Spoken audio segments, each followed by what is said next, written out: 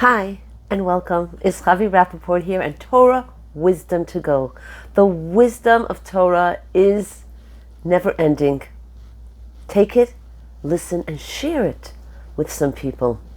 And if you haven't yet, please subscribe. Sibling rivalry, jealousy, aren't those just human conditions that we just all grapple with? What about Yosef and his brothers? Such great men. Is that what the story is really all about? It's so much deeper. Firstly, their ideology was so different. The brothers were shepherds, segregated totally from the physical world, just able to sit and bask in the glory and peacefulness of a relationship with God.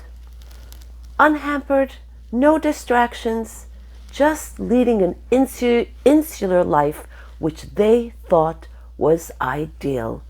Just immersed in spirituality and Torah and self-growth. And here comes Yosef, completely opposite. In fact, they thought Yosef was off totally. But this was his mission. In fact, even when he was born, his mother names him Yosef li ben Acher.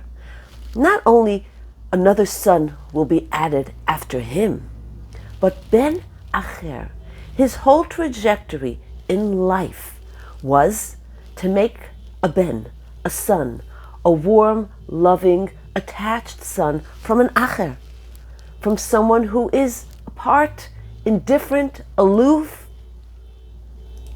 on its own, to take that acher and to make it into a ben, part of the beautiful family. And it's only Yosef who is able to go into, be submerged in the decadence, the moral depravity of Egypt, of Mitzrayim, and not only to be able to deal with all of that, but to rise above as viceroy. He was in charge. He was in control. He was able to take it all and rise above it all. And that's why he's one of the few who merits the accolade of Yosef HaTzadik, the righteous one. And only he is able to invite his brothers, bring them down to Egypt, and they are able to continue their way of life in Egypt as shepherds, alone pasturing in their fields. But it's all in the merit of who he was and his trajectory. So the brothers just thought, they didn't understand his ideology. They thought that he was really going against principles of the family and even the Torah. He was a total rebel, they contended.